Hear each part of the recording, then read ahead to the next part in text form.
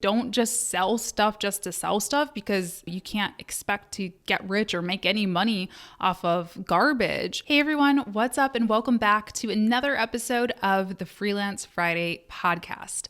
I'm your host, Latasha James, and today we are talking about making money fast online, which is something I never thought I would be talking about. In case you're new here, that is not really my MO. I'm not really about to that get rich quick life. I've been on a slow grind over the years. I've been in business for over 7 years. But listen, there's just times when you need to make some more money in your business, and that is what we're talking about today. I'm recording this actually on day one of Q2. So if you've been looking over your Q1 numbers and thinking, man, this year is not shaping up to be what I thought it would be in terms of finances or cash flow, this is going to be the episode for you. So the first thing that you can try if you're looking for a little boost in your business is hosting a masterclass. Now, I'm sure you've seen these all over social media recently. I feel like there's definitely become a little bit of a resurgence of the masterclass, and I'm all about it. I think it's great. I think we are a very educated generation, people who have access to the internet. We have so much knowledge in front of us, and I'm all about sharing that knowledge in accessible, affordable ways to others. So most of us have something that we could teach about. I mean, and this goes for anybody. If you are a retail business owner, you could probably teach me something about maybe styling my clothes or organizing my closet at home. That's something that I learned when I worked in retail. I totally changed the way that I did my own closets at home after learning like the Roy G. Biv Victoria's Secret way and everything. You could totally teach something like that. And then of course, for my service providers, my social media managers, virtual assistants, copywriters, graphic designers, I mean, there is a whole host of different things that you could teach a more broad audience about. Graphic design 101, how to create simple graphics for your brick and mortar business, or how to create simple graphics for your coaching business. I mean, I could go on and on.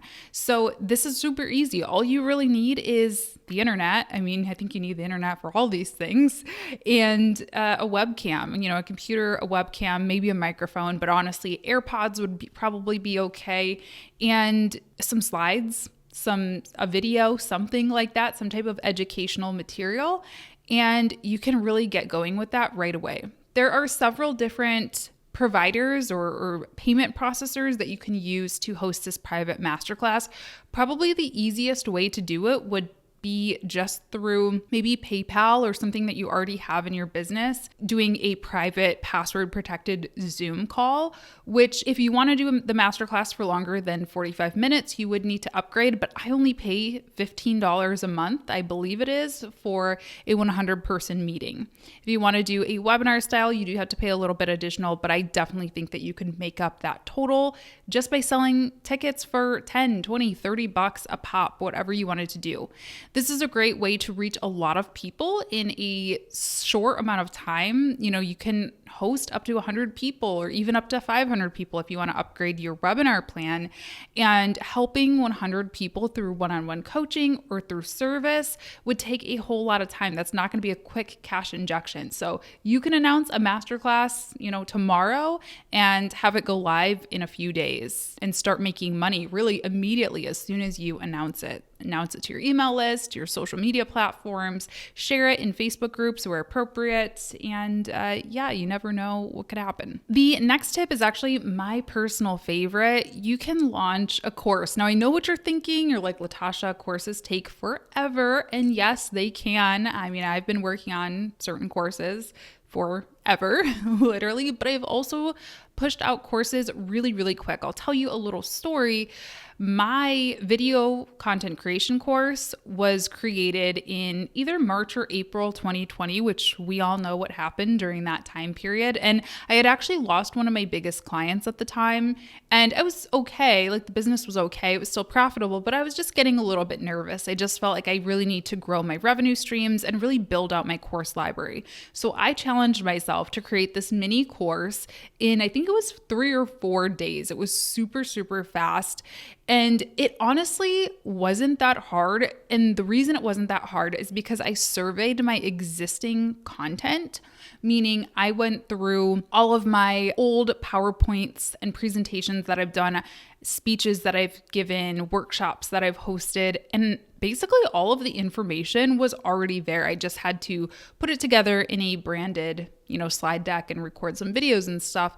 But I had pretty much all of the content already. So do that. Think about, what have you been asked to speak about?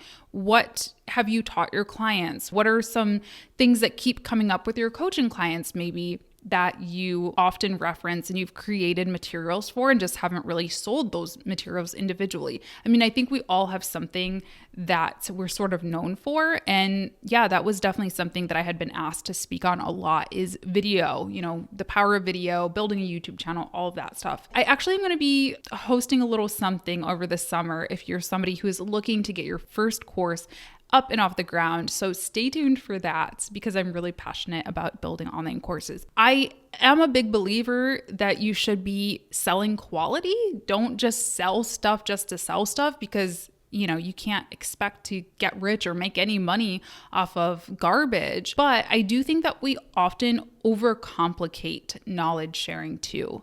We don't need to be writing these long thesis statements, these long papers for every single thing that we're trying to teach. Actually, simple is often better. So if you have a simplified process for something, you can definitely make money off of it. Oh, and for platforms, I like Thinkific. I'll leave a link down below. I'm a big fan of Thinkific because they do have a free plan. So I'm pretty sure you can actually sell this course for free, technically. Okay, so the next thing that you can do, and that I really like pulling out of my back pocket once in a while, is offering limited one-on-one access to you. I do offer one-on-one coaching all throughout the year, but I don't offer one-off one-on-ones. So I don't offer just, hey, you can book an hour with me, or, a couple of sessions with me. I really only book in packages. So I have a service that's called the Power Hour, Marketing Power Hour, which I usually release around Black Friday time, maybe other times when I do need a quick cash injection or whatever the case might be, or if I just feel like it, I'm feeling lonely, I guess, I don't know. But you can totally offer something like that. So you can offer access to you that is outside of the norm. So maybe it's outside of a package. Or if you are, like I said, let's talk about, a retail business owner. Maybe you are going to offer some type of a closet consultation, or you're going to offer a consultation about getting funding for your business if you got a grant from the city or something like that. And, really just capitalize on those people who are asking to pick your brain. I actually think that this is a great option to have if you are somebody who gets asked that question a lot. I do very often get DMs asking if I can just do a pick my brain session. And if I am offering these power hours, I can say yes, but it does, cost something. So that's always something that you can consider doing. And this is actually how I got started coaching, to be honest with you. I would just get so many of those questions saying, hey, can I pick your brain? And even, hey, I'll pay you to pick your brain, that I built this out. And that's really how I got my coaching hours in, to feel like I had done it enough to actually start offering packages and doing it on a wider scale. The great thing about offering limited one-on-one sessions is that it really does drive urgency. It drives a sense of urgency. If, oh my gosh, Latasha said she's opening power hours only through, from Black Friday until December 1st, I got to get in there and book my time with her, because I know she only normally offers this 3-month package other times of the year. So that's always something that helps, if you have something that isn't just going to be evergreen, if it does have sort of a limited factor to it, that is a great way to get people to act quickly. Another thing you can do is start with affiliate marketing. Now, I'll be honest, this might not be quick in the sense that you can get started with it quite quickly, but you are kind of subject to the different brands' payout periods, which most affiliate marketing companies that use affiliate marketing pay out once per month or so. So do keep that in mind. But listen, just go through a list of the tools and products and services that you use regularly. Make a spreadsheet, list them out, and then go and look on all of their websites and see if they have an affiliate program. I actually make quite a decent chunk of my income through affiliate marketing. And this isn't even something that I like actively push or promote that often, but I do have a couple affiliates that have really good payouts. Some of them pay up to like $200 per referred user. And if you just mention these products and these services that you already love, it's really a win-win situation. I would say that the easiest or the most common affiliate companies or companies that use affiliate marketing are tech, especially if they're a startup. I know Loomly, the social media tool I use, they used to do it. I don't think they do anymore. Honeybook does it, Airtable. I mean, so many of these different tech products do. But also look at courses. If you've taken courses and you recommend courses, see if they offer an affiliate program. I actually do. I don't advertise it, but if anyone is super interested in promoting my course and they ask me about it, I do have a way to add them as an affiliate. So that's something to think about. And you never know if you don't ask. One of your favorite course creators or favorite companies might not have one yet, but it might just take you to ask them to start one up. That's actually how I started my courses affiliate program, is because somebody said, hey, I'd love to share your stuff. I'd love to recommend it. Do you offer an affiliate bonus? And I was like, why don't I? So I started it. So you never know. And this is something that, you can easily go down that list of all the companies that do have affiliate programs and say, okay, Thinkific, I'm an affiliate for Thinkific now. I'm an affiliate for Honeybook now. I'm an affiliate for Latasha James courses now. I'm going to create a video or create an Instagram post or create a LinkedIn post on each of these things and just go down that list and share your link and, do an email blast of my favorite tools, whatever you need to do to get the word out there. All right, here's one that is often controversial, but I've leaned on it many, many times. You know what I'm about to say. You can always dust off your Upwork profile or even a site like Fiverr, maybe. So yes, these things do often take time to make the big bucks and to work with the big, amazing clients. Yes, you likely are not going to get on Upwork and, get a contract with Nike or something. I mean, I don't even think they use Upwork, but you know what I mean? You're probably not going to get this huge contract right off the bat. But if you're looking for just a little bit of a boost to your business, you can make some decent money on Upwork. Aim a little lower than maybe you would if you were booked out. When you're booked out, you can be super, super picky about the contracts that you take on. You can make sure that you're only taking on those advanced level or expert level projects and that, you're working with your dream clients. But if you're looking to make a quick extra buck, you will probably lower that bar just a little bit. Fiverr is another option. I personally have never used Fiverr, but I do know a lot of designers who use it and like video editors. And again, you're probably not going to get rich necessarily off of doing, $50 video edits or something like that, but it might be the boost that you need to get yourself out of whatever conundrum you're in your business, or if you're looking to buy new equipment, a new camera or whatever for your business, it can definitely help get you there relatively quickly. Last one is a little bit more of a personal way to do it, but you can always go through your closet, your office, and start selling some stuff. When I sit down to think about all of the crap that I have, I don't spend a lot of money on many things, but it does add up. I mean, I just went thorough and deep clean of my closet the other day. I actually donated most of that stuff, but there was honestly so much of that I could have sold if I really wanted to. I had so many clothes that had tags on them still that were basically brand new and that were nice brands, not like super designer or anything, but nice brands. So app like Poshmark is a great way to get started with that. There's so many Poshmark videos on YouTube, so check some of those out. I mean, some of these people are making like bank on that app. I used to use it in college. I think I used Poshmark, or maybe it was Depop. I don't know, but I used one of them when I was in college, and I made a good little chunk of income whenever I went through a closet clean out. But also, if you have a brick and mortar business, you can totally go through. Maybe you have old office chairs in the back room that no one's using, or old clothing racks or old kitchen equipment or whatever. You can do like a warehouse sale basically and help a new business get off the ground and, get some good used equipment for themselves to use. Okay, so I crunched the numbers and I wanted to figure out if I needed to make an extra $1,000 this week. Here is the plan that I would go with. So the first thing that I could do is host a masterclass. I would go through probably my YouTube comments. I'd go through my Instagram DMs. I would go through my LinkedIn messages and gather as much data as I could about what people are asking me about. I'd compile a list of questions that I got asked in the past, 30 or 60 days, put them into a document and decide, what do I have the most information on? What do I feel like it was the most highly asked? I would create a masterclass on that, hour long, put some slides into Canva, create a little download, like a worksheet or PDF to go along with it.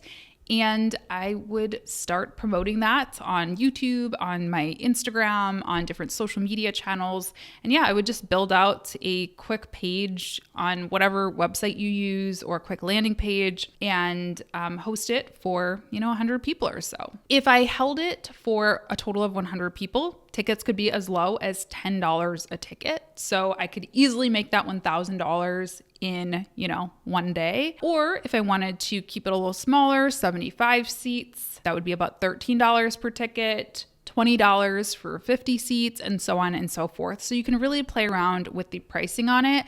I think the cool thing about masterclasses is that they do tend to be a little bit lower cost. So do keep that in mind. You're probably not going to want to do like a $99 masterclass unless it is more of a workshop style thing. But look around, do some research, see what other people are doing in your niche. I think if you do a low cost masterclass, it's like a no-brainer. People would be like, oh my gosh, this topic looks amazing. $13, I'm in. Next thing that I could do is repurpose a personal branding talk that I've done. I've been doing a lot of talks on personal branding, as long as there's no exclusivity with it, like when you go to present at different places, as long as they don't make you sign something that says this is only made for us or this organization, it's yours. So I could easily take those slides and just build it out a little further, maybe do some screen shares of different tech and things that I feel like would help with your personal brand, do a couple face-to-camera videos, and pop it into Thinkific and charge it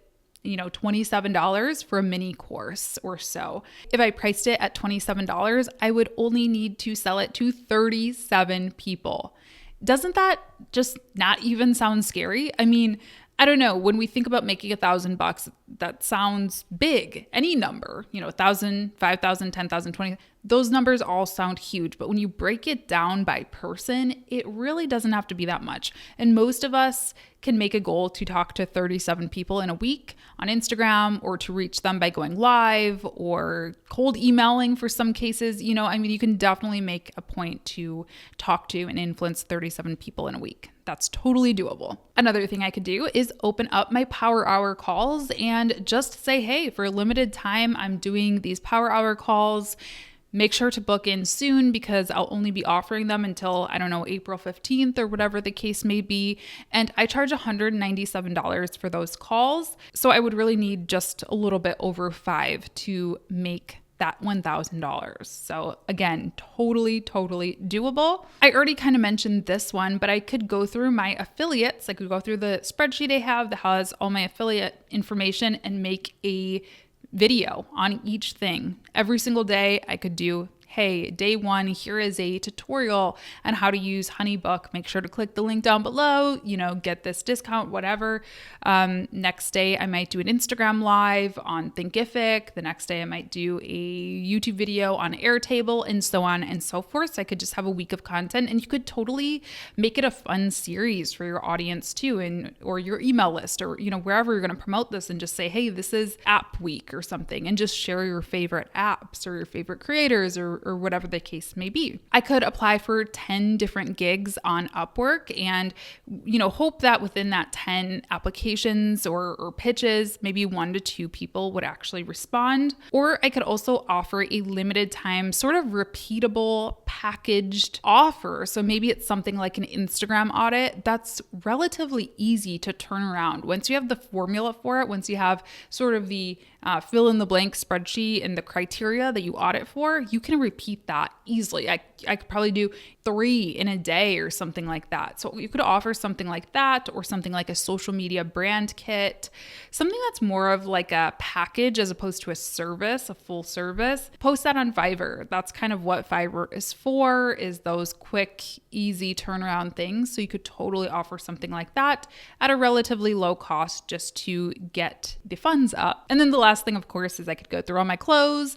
One thing that I would really go through is all my camera gear. Again, I don't really have a ton of super expensive stuff, but I do have like camera bags, and I have like 3 camera bags in this closet. I have old tripods. I have old microphones that, sure, maybe they were only like $100, but I could totally sell those for $20 now, at least. And you sell a couple, 5 of those, and you got $100, and repeat that a few times, and you could totally make up $1,000 using any of those 6 things that I recommended, or some combination of those things. So I hope this got you thinking and was interesting and helpful for you. If you enjoyed it, please be sure to follow the podcast on Spotify and Apple, and subscribe to my YouTube channel. You can click that little icon down there and make sure you ring the bell icon to be notified when I post new videos.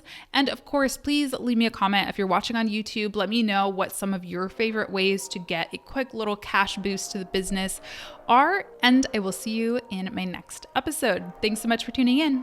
Bye. Thanks for tuning in to today's episode. Show notes for this episode are available at latashajames.com/podcast and contain all of the links I may have mentioned today, as well as an invitation to join my private Facebook group, the Freelance Friday Podcast Community. Thanks so much. We'll talk soon.